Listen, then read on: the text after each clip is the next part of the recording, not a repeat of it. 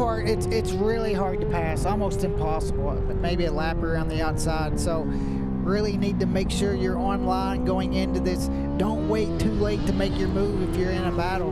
And you can't be too patient, but you can't be impatient as well. So for the riders here with only 3 rounds remaining of the MotoAmerica season, suddenly it becomes really critical to be able to get your high points on the board, and that's what Bobby Fong's been able to do over the last 4 races, with 4 in a row and a podium as well before that. So Bobby Fong's been able to claw back a lot of points on Josh Herron after Josh had his problems last time out at VIR. Only 5 points between them, and Cameron Beaubier 16 points back in the championship leader, and a 3-way championship fight for the last 3 rounds of the season, Rog. And for Beaubier, quickest this morning, you see that. He could go on a winning streak as well. Hayden Gillum, Bobby Fong, Sean Dillon Kelly, great to see the Suzuki again inside the top 4. And Jake Gagne.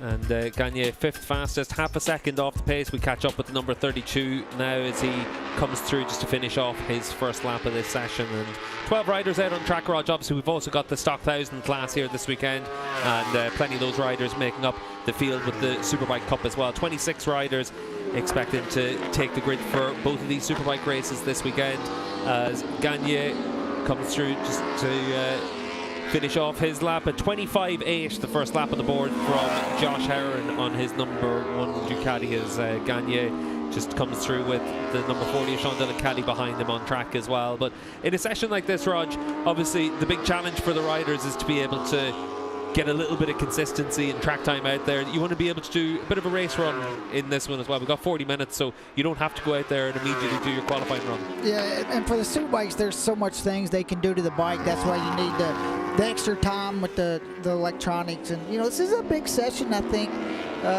for Josh Herron. This morning just didn't look like things were going the way they would have liked.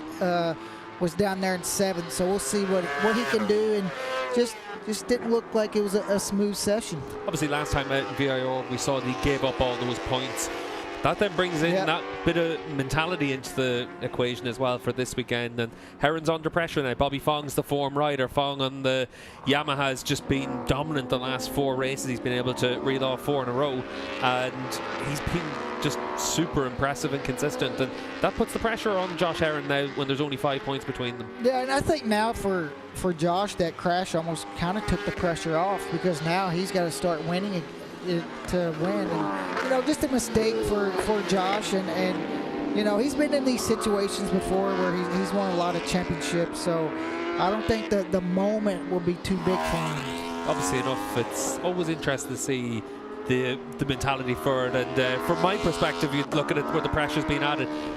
Your experience as a rider, you view it that the pressure's been taken off now. He needs to just focus on what he can do and what he can control. Well, before he just had the pressure of not making a mistake and giving up those big points. I just feel like now he's got to go out there and he's got to win, because if Bobby keeps winning, Bobby's going to take over the points. And Josh Herron could win. He was won here last year, and he's tough. Yeah, you can't underestimate Josh Herron at the best of times. Even when he has a bad session like this morning and it didn't go smooth, him and that team's always been able to bounce back. It's always a strange one for Josh as well. He hasn't had a pole position so far this season, and the way that he structures his qualifying sessions is always very different to what we see from the attack riders on the Yamaha, the likes of Bobby Fong and Jake Gagne. But for Josh, anytime that he needs to find that speed, it's always there, and it's interesting to see the way that he structures his plans through the course of a weekend, as Cam Beaubier makes his way around as well on the number 6 machine. And Beaubier, Rog, is an interesting one, because you can never underestimate him for all the success that he's had.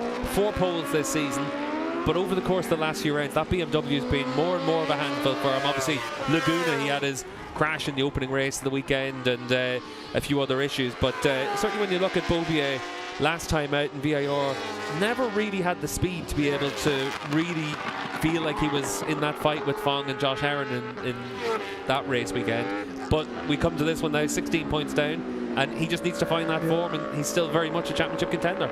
We talked a lot about track conditions, even for the Superbike guys now. Beaubier's over a second quicker than he went this morning, and you know, I'm the same with Beaubier. Just hasn't really looked that comfortable the last couple races with the bike. You go back to Laguna, and he was so fast in that second qualifier, and then the bike looked a little bit different going racing. But Beaubier's got the talent. See here for Jake Gagne, just how much that bike is moving around underneath him on the number 32 machine. 5th fastest in this session, but 1.3 seconds is the difference. And Rog just looks like he's just really having to hustle that bike. This is where the track starts to go downhill a little bit, and you see just trying to get a good run. That was down turn 7, the rear end just steps out. Obviously for a rider like Gagne, we know that that's not how he's comfortable on the bike, but the big challenge for him is you've still got your program you have to do. He's out there to do, let's say it's a 10-lap run. The team need that information, even though he knows that the bike isn't comfortable. It's nowhere near where he'd want it to feel, but you still got to go out and do the miles on it to give the team the chance to be able to find that improvement. You can see here for Ashton Yates coming across the line, and 26.3 for Yates, and 6th fastest in this one. And Rod, we've been able to see it with the Honda over the course of this season, that they've been able to make good steps forward. Hayden Gillum, 2nd fastest this morning, and currently 2nd fastest in this session as well. Shows the potential of that Honda Fireblade. Yeah, and just I feel like they get a lot of momentum now. Honda does on the Fireblade, it's stock 1000 and in Superbike as well. They're really starting to figure some things out. And we can see now for Gillum with a personal best in that first sector, but Cameron Beaubier with a red first sector as well. And Beaubier, we'll see what he's able to do. Currently the pace setter here with that 24.7 as we catch up with the number 6, and we'll see if he's able to find another bit of a step now in this one. But for Beaubier, Rog, when you compare this to what we saw from Jake Gagne, the bike much more stable, for much more comfortable underneath Beaubier. Even in these hot conditions, Beaubier's bike is really looking good, and he's almost a second quicker than second place. But that is a really big gap. It's going to be interesting to see if anybody's going to be able to close it down to Beaubier. Hayden Gillum actually just put in a new personal best. You can see on the times at the bottom of the screen, and 7/10 of a second now. He's found 2/10 of a second, but Josh Heron still a second off Beaubier's pace as Cam comes across the line on the number 6 machine, and just narrowly misses out on the fastest time in the session, Rog, but another lap within 0.5 of a second there, so good consistency here at the start of the session. That's the thing, consistency. Even after getting a couple laps on the tires, he's been able to, the only rider to be able to get into the 24s. You can see here now for Josh Heron, 3rd fastest in this session on the number 1 machine, and for Josh, he's only put in a couple of flying laps so far in this session, just after coming into the pits, and now into his 2nd stint, and we'll see what he's able to do, Rog. But certainly for Heron on that number 1 machine, it's never about the headline times in the qualifying session or in practice for him. It's almost where you're looking for a little bit of meaning through the tea leaves, and certainly for Heron, the speed's always there on that bike through the course of the weekend when it matters. And I think that was probably the big surprise for him at VIR last weekend, that just was more and more of a struggle for him than he probably would have expected. But track like this should probably suit Bobby Fong and the Yamaha again, so that means that for Heron and for Ducati, that they need to be able to get the most out of their package. Well, and the thing with Josh, he knows how to win races. Even when he's not the quickest rider, he's got really good racecraft. He knows what he has to do when those lights go out. We see him on another better lap there, 25.5, quite a bit quicker than this morning. You talked about it. The team always figures it out, and look at the improvement they've already made the first 10 minutes of this session. Yeah, if you think back to last time out at VIR, race 1, a really good example of that. Would have been easy for Heron to have settled for a 4th place finish in his battle with Sean Dillon Kelly, but instead fought like a dog all the way through the end of that race when bike wasn't as comfortable as he would have wanted, and still came away with the podium. And as you said, Rog, once you're into that battle, he's always able to come up with a fight for it, and you'd certainly expect the same here this weekend from Heron. Number 1 Ducati, and improved his time last time around, 25.5, so just giving himself the chance to be within a second there of Cam Beaubier. Bobby Fong's moved up to 2nd fastest as well, and Fong is about 0.6 of a second off the pace of Beaubier. So for Hayden Gillum in the pits, the number 69, we'll see if he's able to make a step on his next stint, but certainly everyone now getting themselves down to a bit of pace, Rog, and some riders came in after a few laps and have gone back out again, and Bobby Fong just coming into the pits now at the end of his first stint, but 2nd fastest for the man that's won 4 in a row. Yeah, another good lap too there for Sean Dillon Kelly. Ashton Yates, though, has been really impressive right now, setting 6th so far in this session. That's a really good lap. Yeah, and we can see there for Bobby Fong, just comes into the pits, and he'll give the team his feedback. And during a session like this, Rog, obviously the team need to get their quick debrief from a rider, but how much changes can you really make during a session like this, or is it more just about FP1 into the qualifying session and then make another change overnight? Well, these teams are so good, they can make pretty big changes really quick, and this session being 40 minutes gives them that opportunity if they need to make some big changes. There's some stuff that you can't do in between session or during a session because it would just take too long, but for the most part, these teams got it dialed down. And you know, with the Superbikes these days, a lot of it's getting the electronics dialed in. Yeah, obviously for Bobby Fong's team, a lot of success there for the Attack Performance squad in the past, and we know the job that they're capable of. And that's one of the things that when you look at all the top riders and the top teams, there's no real stones left unturned. They're all able to operate at a very high level now, and you can see for Bobby there just giving the team his feedback down there. And looking right here at the top 4 right now: BMW, Yamaha, Ducati, Honda. I mean, 4 different brands inside the top 4. And when Sean Dillon Kelly and Rich Escalante get going too, they can put their name in the top 5. Could be 5 different brands in the top 5. And it shows just how good of a job the technical packages do to be able to find a way for all these bikes to be able to balance out that performance. Because when you look at it, for the cost of, say, a Ducati V4R that we can see for Josh Herron on screen, the cost of that bike being so high compared to the cost of some other bikes that you're able to buy, and to be able to get out there in the race conditions and be able to keep everything close really just shows how good of a job everyone's able to do with that technical package. But for Cam Beaubier on the BMW, we're just looking at him making his way around. And Rog, the busiest rider in this session, is the fastest rider. He's out there on his 9th lap already and just getting the miles in.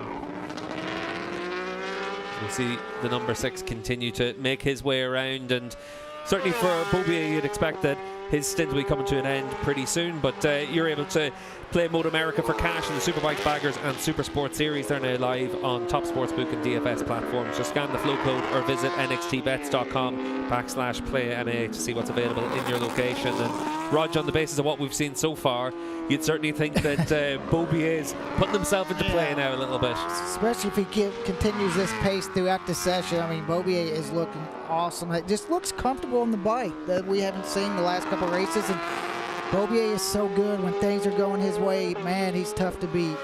And Josh Herron obviously comes into this weekend as your odds-on favourite, but Beaubier, Bobby Fong up there as well with 4 in a row and still looking pretty attractive out there, yeah, you'd have to say. I think Bobby's looking pretty good there, and Beaubier. But with Herron, what makes it so tough this year in Superbike is all those guys are so good, it's hard to, you know, always say, oh, look at Beaubier, but then it's like, well, look at Herron, and let's look at Fong. I think it's always one of those things that's quite interesting for me. Obviously, I've always looked at all of the domestic Superbike championships from a distance, but coming here and being able to see just the level at the front of the field here is really impressive. And when you look at Beaubier, Fong, Herron and Gagne and the success they've had in the past, Sean Dillon Kelly obviously a lot of Grand Prix experience and was a solid Moto2 rider. You look at that depth and quality at the field, at the front of the field, and it's really impressive whenever you're able to see anyone show the consistency that Bobby Fong's shown over the course of the last couple of rounds, because different tracks, different challenges, and he's been able to answer every call, and he'll certainly be expecting that he's able to keep that run of form going now this weekend. It's also been good to see Hayden Gillum on the Honda as well inside the top 5, not just this weekend, but last race being in that battle for the podium. We haven't seen that in years. Yeah, best qualifying performance we saw from Gillum this season was at the Ridge, where he qualified in the 2nd row of the grid, and he'll certainly be gunning for that once again this weekend. In terms of the Superbike Cup, it's JD Beach that's leading the way, and pretty comfortable now over Jason Waters and Dion Campbell. And it's really important for JD, because when you look at, obviously, the Stock 1000 Championship has to be the focus for him this season. Being able to run in the Superbike Cup has given him a lot of track time over the course of the season, and that was probably a bit of a key factor last time out in VIR as well, when it was only the 3rd round of the season for the Stock 1000 Championship, but he was able to hit the ground running all the way through that weekend and won both races. And I think that's what he's needed, is the track time. You know, last year was a tough year for JD, so he's kind of rebuilding that confidence and having fun on the bike again, and he's been able to do that, and doing Superbike races gives him that extra track time to be able to do it. Yeah, and obviously for Beach, even though he's in the Superbike Cup, his goal is always still to be able to try and get those scalps of the Superbike riders. And he's been able to do a really solid job through the course of the season. Seventh in the championship standings for him in the overall Superbike standings as well. So very impressive from JD Beach. And Michael Hill down in the pits, what can you tell us? Yeah, I've been a little bit quiet because there wasn't much happening, but just with 23 minutes remaining, you'll see on camera there that Ashton Yates just coming back out onto the circuit. He's one of 5 riders that has been in. Let me give you a quick update as to what has happened. So Sean Dillon Kelly was one of the first riders to come in. He spent about 6 minutes talking to the team. No real change to the bike, no change to the tyres. They've just sent him back out, and my understanding is he's going to do a couple of laps and then come back in again. So just going through the motions.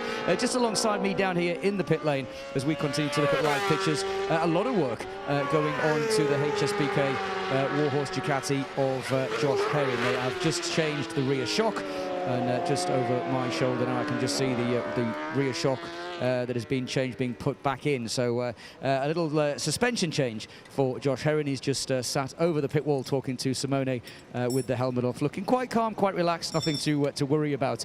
Cameron Beaubier has also now just come in alongside me as we're speaking, so he's already over the wall just talking to the team. I can see Jake Zemke down here as well, and again looking very, very relaxed down here. The only other rider that's been in and back out was Max Flinders. In fact, Max has come back in again. But as it stands right now, Steve, nobody putting in that extra soft tyre. If you remember at Virginia a couple of weeks ago at VIR, we saw midway through the session a couple of riders electing to do that. Everybody just making a couple of tweaks. My takeaway from this is the biggest change is coming from Josh Herring. He's the only one that's making a suspension change. The others are just a couple of little tweaks here and there. And we can see down into the pits there for Cam Beaubier now, just giving his feedback to the team. And Rog, obviously with that qualifying tyre, you'd expect that to be used in tomorrow's morning session, and that's when we'll really be able to see the outright speed that everyone has. Yeah, you know, some of these riders are going to find quite a bit of time on that soft tire, especially through here. There's like turn 6, and that run onto the back straightaway when you get a little bit more grip is huge, because you just keep carrying that momentum all the way down to turn 6. It's really interesting with the Q tire as well, because it's not just on the exit you find that time, you find a lot of time in braking as well. And Beaubier there just giving his feedback to the team, and nice and calm down there in the pits. We heard for Josh Herring change that rear shock, and certainly with 20 minutes left in the session, still lots of time for Herring to go out there and get good miles under his belt. He's only done 5 laps in the session. Beaubier with 10 laps so far, so Cam's got some good mileage in already just to be able to give himself that bit of experience out there. See down in the pits as well, Rog, Bobby Fong just getting himself ready to head back out there, and second fastest for Fong, half a dozen laps into this session, and about 0.6 of a second off of Cam Beaubier's time. But you'd think that at this stage for Bobby Fong that 0.6 of a second, Rog, not anything where you need to get too concerned at this stage with the form that he's been on lately. But now that he goes back out there, he'll be expecting to find a couple of tenths of a second and make his next step forward. But when you look at what he was able to do last time out, Rog, this is where he's got the form, he's got the confidence. Yeah, and this race here is going to shake up the points. You see Fong there, great start for him, but Josh Herring attacking early like he does. Very good move on Bobby. Did not want Bobby to get out front and get in his rhythm. You see Bobby on the Yamaha on the draft of the Ducati with Sean Dillon Kelly right behind him. You see Josh Herring there leading going into turn 1. Bob, he goes down, and look at Bobby. He had to slow down and avoid it. Josh rushes over there to try to get the bike picked up. Comes in pits. He's still trying to get inside the top 15, finish this race, because every point is going to matter. And then Sean Dillon Kelly, this was the battle for the second, third.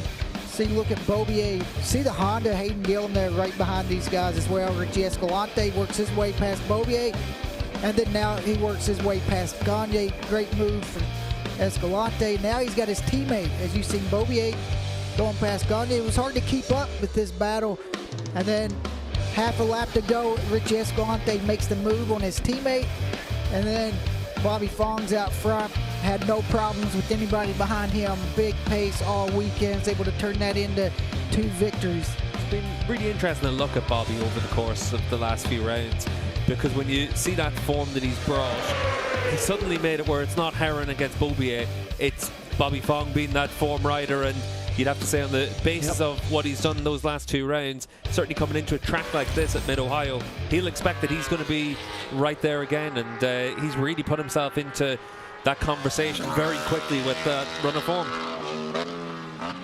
As Herron makes his way out and just heading up towards the keyhole now, and we heard obviously that he's made his change to the rear of the bike. We're hearing down in pit lane that it's the front end of the bike that Cam Beaubier is trying to make his bit of an improvement from, and just whenever you come to here with the very changeable conditions that we had from this morning into the afternoon, a lot hotter now and very different. It means that the goalposts change for the teams and the riders, Rog, and you don't want to make too drastic a change, but you do have to adapt to it. The pace keeps getting higher and higher, so the bike setups are going to change, and every time somebody gets a little bit quicker, they're going to be looking for something more out of the bike, and Josh Herron, obviously with the shock, we're going to be able to see if that's going to be an improvement.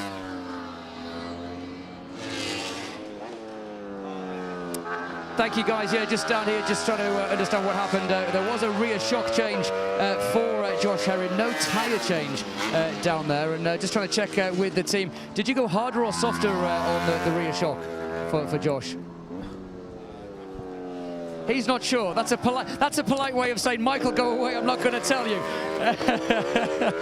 What I can tell you, there was a rear shock, no tyre change. So I guess, Steve, that makes sense, doesn't it? Go out on the same tyres. Now you've got a direct comparison, because obviously if you went out with a rear shock that was changed and a new tyre, you are going to get a different feeling anyway. So again, just working through it, but a rear shock change, they will not tell us whether it's softer or harder. Yeah. Not sure why, but they won't tell us. A change was made, and that's all that matters at this stage for Josh Herron. But obviously, Rog, after making a change like that, when he's only put 5 laps onto the tyre, no real need to go out and change into a new tyre as well. You want to be able to get that information out there, and as much as anything else for Herron, you want to have that experience of what it's like for that tyre to wear in these temperatures, because this is the expected conditions that we're going to have for race 1 tomorrow. Yeah, you want to get a really good comparison, and the only way to do that is go out on a tire that you know where the grip's at, and see, if you do put a new tire on and you go out and you get a lot of grip, or was it the shock or the tire? So this just eliminates that. That's obviously as well where the experience of the rider comes into it as well, and being able to understand what the goal is for this stint, and being able to understand the changes that you've made. And certainly for Josh Herron, plenty of experience there on his Ducati, and we'll see what his times are whenever he comes through on his first flying lap of the session. Cam Beaubier, still our fastest rider out there, 24/7 for Beaubier, as we see Bobby Fong here with a 26.7 last time around. So not a fast time last time around for his first lap of this stint, Rog, but you'd certainly expect it for Bobby. It'll be a case of just building into this session as he moves into his second stint. Here's another rider on pit lane, had his helmet off. That team making a couple changes to that Yamaha for Bobby, see if he can improve his lap times a little bit. What about the conditions here for the riders this weekend? Obviously, we're going to have heat, humidity, and all the normal challenges of racing in the summer. But from this track as well, what's the physicality of it like for the riders? It's really physical, especially turn 6 all the way to turn 14. And then also that first chicane, you don't really think about it.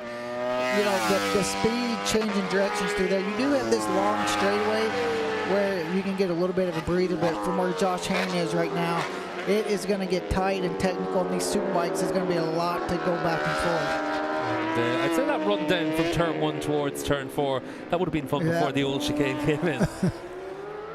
Let's see here for Richie Escalante on the number 54 machine, making his way around 8th fastest for Richie, and you can keep track of all the action on MotoAmerica across all our different social platforms, including on YouTube as well, to be able to watch some live sessions over the course of the weekend. But for Escalante, last time out in VIR, Rog, we heard from Michael earlier on about the podium for him, but really impressive, and more than anything else, really important for Richie to get onto the podium. And he made a big improvement from Friday or from Saturday to the race on Sunday. He wasn't in that podium battle on Saturday, and I really thought that maybe they found something with the setup overnight, and that's why he had so much speed on Sunday. But 8th right now is not where he wants to be after being on the podium last weekend. Richie's been an interesting rider through the course of the season, because for every race he's qualified 5th, 6th or 7th. So we've had that consistency where he's in that group, but last time out in VIR, being able to make that step to fight for the podium really was that big step forward that he needed, and qualified on the 2nd row last time out in VIR.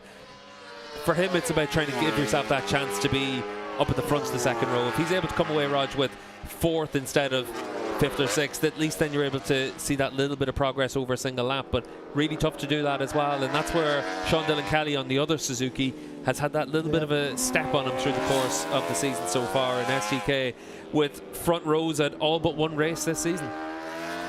Josh Herron right here getting behind Richie Escalante.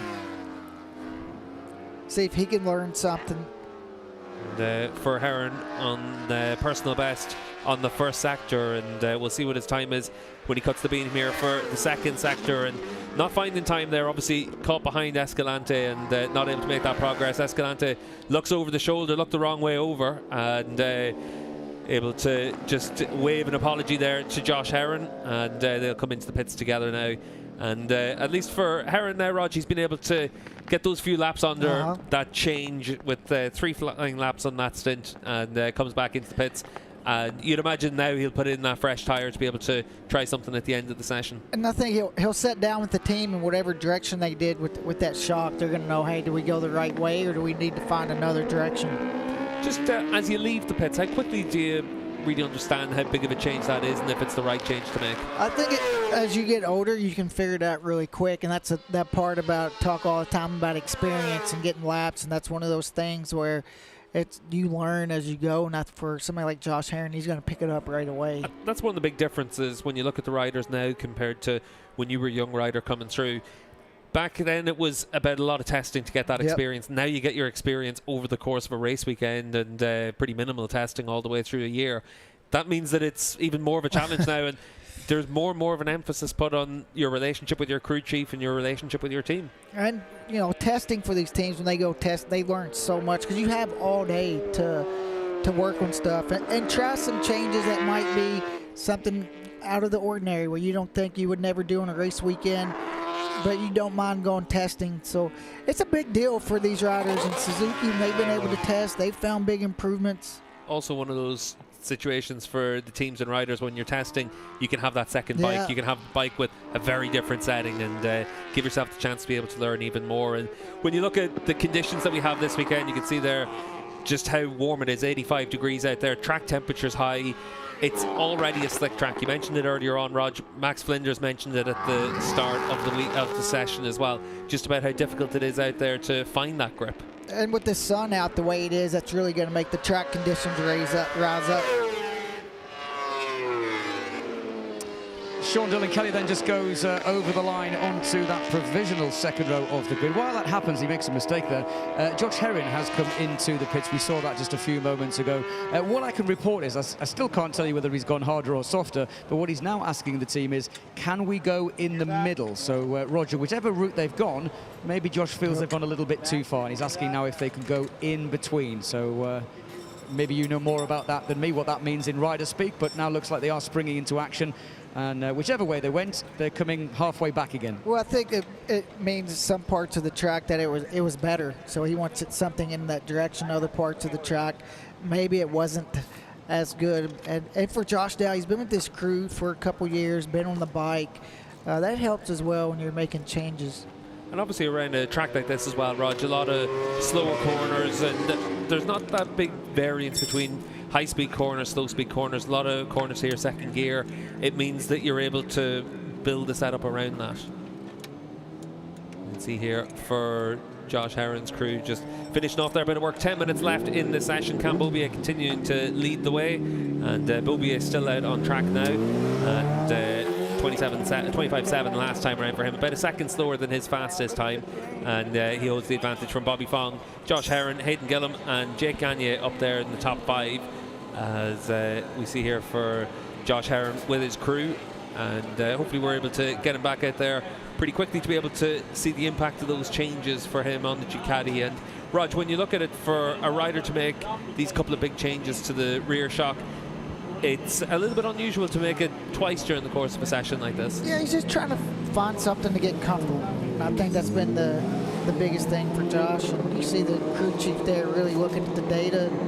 He's got a little work to do, but they're getting closer. And I think that's all you can ask for, is just keep chipping away, and eventually you're going to get there. And obviously, like we mentioned a few times, for Heron, always a rider that's able just to, when he feels comfortable, find that speed, find that pace, and doesn't need to build into it over the course of a weekend. So for Josh at this stage, only 9 laps in this qualifying session, but we'll wait and see what his times are like by the time he gets to the end of it, as we see Jake Gagne's bike getting ready now for the number 32 to go out. And for Gagne, 5th fastest, and within a second of the fastest time from Beaubier, Rog, but certainly he'd be expecting to be a little bit closer to his teammate, about 0.3 of a second between the two Yamahas. It really is a tight battle from second all the way down to where Sean Dylan Kelly is. You're talking about 0.4. That's a close battle. Dylan Kelly down there in 6th fastest right now on the number 40 machine, and we'll see if he's out there continuing another lap. Last time around a slow lap for him, but for Sean Dylan Kelly, 6th fastest, just over a second off the pace as Gagne leaves the pits now. And it'll be interesting to see what Gagne looks like on the bike as well, Raj, after the challenges that we saw earlier in the session for him. And the bike looked a bit of a handful for him, and looked like it was a new tyre out there for him. Looks like a new tire. We always talk about how fast these sessions go, you know, and you think 40 minutes is such a long time, but you see these Superbike guys now, it's already down to under 7. After you come in the pits a couple times and make some big changes, that 40 minutes goes fast. And that's where, for the likes of Gagne, with 10 laps on the board over the course of his couple of stints, and now for Josh Heron out there as well, and another fresh tyre for Heron here with 7 minutes left in the session. He's made those couple of changes, and now we'll get that opportunity, Rog, just to see what the step's like. We saw in that first sector last time for him that he was strong in the first sector and then caught that traffic with Richie Escalante, so we didn't quite see what his pace was like, but now with a fresh tyre we'll be able to get a good indication of that as well, as we see here for Bobby Fong, 2nd fastest on the number 50 machine. And for Bobby, it's another personal best, and he's now given himself that chance, Rog, to be right there with Cam Beaubier. Yeah, and I think we're going to see the lap times drop. All these riders came in there toward the end of the session and got a fresh rear tire, going to find a little bit of grip, and also they've been working on their motorcycles, making it better as well. And for Bobby Fong on the number 50 machine, comes across the line. 1/10 of a second is the difference between himself and Beaubier. And we saw there in that final sector, Rog, red final sector for Bobby Fong, so faster than Cam Beaubier's time in that sector. We'll see what he can do on the next lap as well. Beaubier's out on track as well. He's just left the pits and building up into his first flying lap of his final stint. But for Fong, really important to be able to lay down that little bit of a marker and show that he's going to be right there with it as well. And Josh Heron, he's got a personal best in that first sector, 3rd fastest right now for Heron, and we'll see if he's able to close down that 0.7 of a second margin. The new tyre is going to give himself some extra performance in this qualifying session now straight away. And Bobby just had a red first sector. That's the fastest one of the whole session, so he's definitely getting a little bit more confidence with a little more grip. Yeah, and for Fong here on the number 50 machine, and like you said, Rog, fastest of all in that first sector.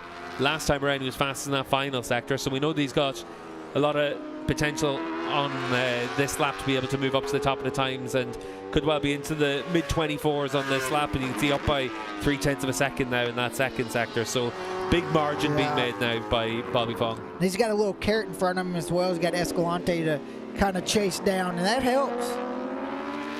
See what he's able to do across the line, and if he's able to match that fastest time that he had last time around. And Bobby comes across the line, and just for him, he's moved right up to the top of the times there. So the number 50 hitting the front now, Rog, and laying down that little bit of a marker to Cam Beaubier. We'll see what Beaubier is able to do on his flying lap. Jake Gagne out there as well, and the teammate to Bobby Fong trying to improve his time right now as well. 5th fastest for Gagne, and needs to find about 1.5 seconds to match the pace of his teammate. Moves up now to 3rd fastest, 0.6 of a second down on Bobby's time there, but into the 24s at least now for Gagne. As Hayden Gillam improves as well, and Gillam 4th fastest, and looks like he's about to improve his time as well. Rog gets down into those 24s as well, 3rd fastest, and found a bit of time compared to Gagne in that final sector. Fong was able to get down to a 24.2, so that was about 0.5 seconds almost quicker than Beaubier. And for Josh Heron, new personal best, but not improving on his position there. Still 5th fastest for Heron, and we'll see if he's able to give himself that chance now in his last couple of flying laps to make a bit of a step. This is Cam Beaubier. We see the number 6 machine just comes across the line.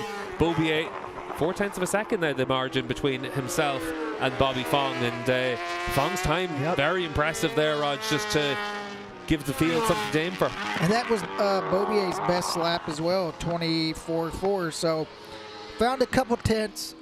So once again for Hayden Gillum on the number 69 machine, just how impressive a job he's been able to do in qualifying trim this season. And up there on the provisional front row of the grid, he hasn't had a front row start so far this season, but we have seen from Gillum on fourth spot on the ridge being his best qualifying performance this season, but regularly up there in the second row of the grid. But good job by him now in the third fastest spot. And it has to be a huge momentum and a boost for him and that Honda team last week, being in that podium battle.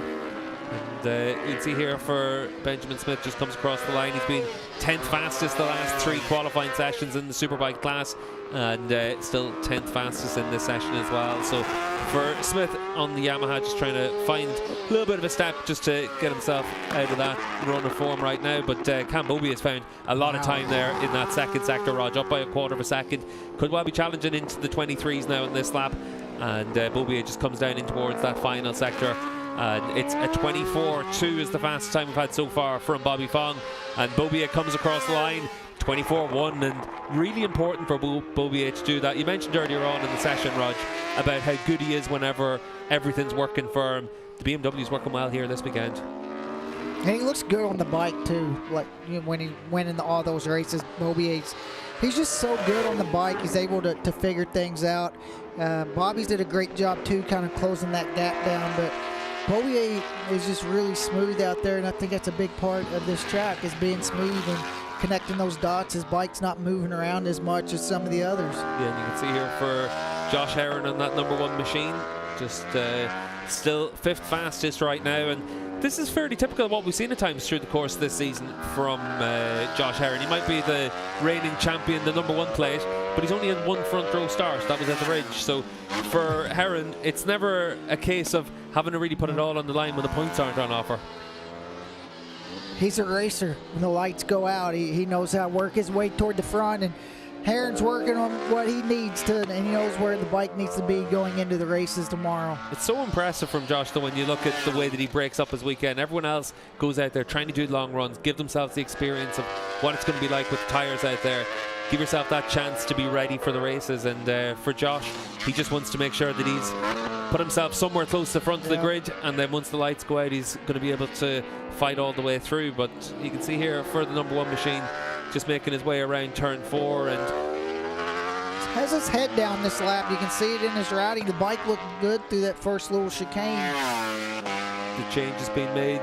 We'll see if they're able to help him. 5th fastest right now for Heron, and on that number 1 machine, just giving himself the opportunity to see if those changes have helped. And obviously, Rog, for these Superbike riders, they'll be able to use their qualifying tyre tomorrow, the yellow banded tyre, and that's whenever you really do expect to see the grid really forming up for what we can expect, even though you've got the combined times from both sessions. But certainly for the riders at the front, once they put that yellow tyre in, that's when we really get their ultimate performance. But that's where it's important right now for the likes of Beaubier, just to have given himself that chance to prove his consistency now over the course of this 40-minute session, and what he did this morning as well.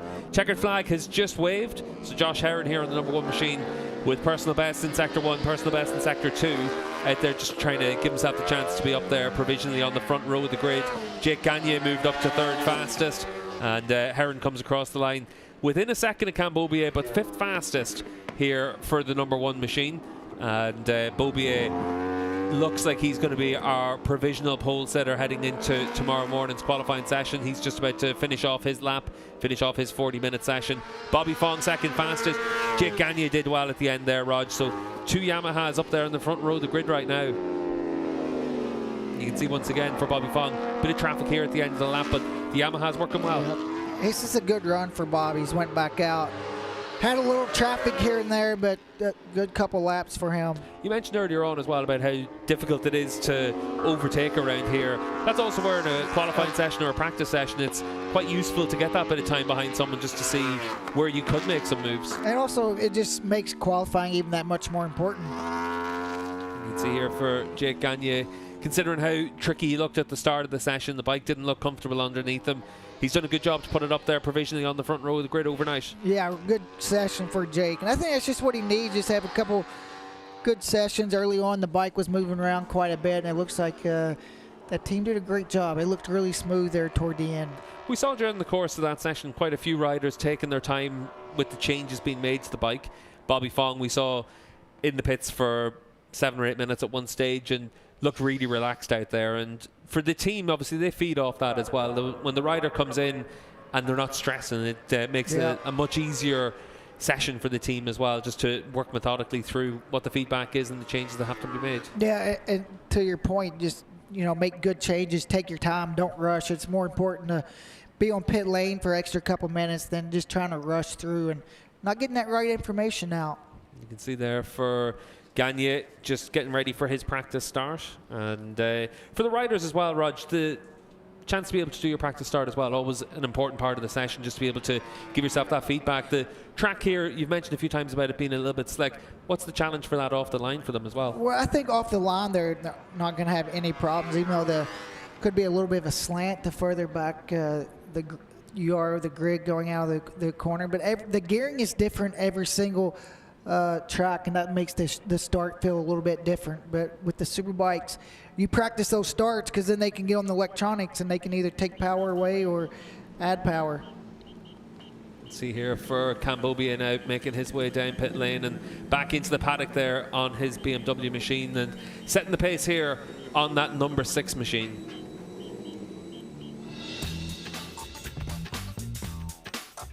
And you can see the margin that Cam had, 1/10 of a second over Bobby Fong and Jake Gagne within half a second as well. Gagne making his progress on his final couple of laps. Hayden Gillum again impressive here in a qualifying session to be up there on the provisional second row of the grid ahead of Josh Heron, who we saw make quite a few changes to his Ducati, but 5th fastest for the championship leader ahead of Sean Dillon Kelly.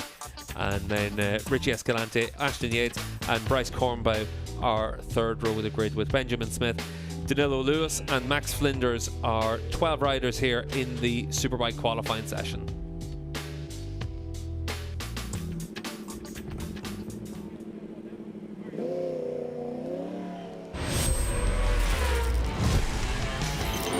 Third fastest in this session, Jake Gagne, and impressive for the 32 riders making progress during this session. Yeah, looked a lot better there toward the end of the session. For Jake, he was 5th this morning, working his way closer to the front in this qualifier. And we saw for his teammate Bobby Fong, 2nd fastest. Good indication of just how strong the Yamaha package is and continues to be here. And I think for Bobby, just the run that he went on toward the end, he's able to do a lot of really fast laps, even with some traffic. So that's going to be the most important. You always want to be top of the time board. But that consistency is key. Yeah, consistency always the key. And Cambodia, as consistent as anyone through the course of this session, and led the way for much of the session, answered the call when Bobby Fong went out there and provisionally moved himself onto the pole. But for Cambodia, right at the end of the session, able to set the pace by 1/10 of a second. Next out on track here at the Mid-Ohio Sports Car course will be qualifying for the Stock 1000 class.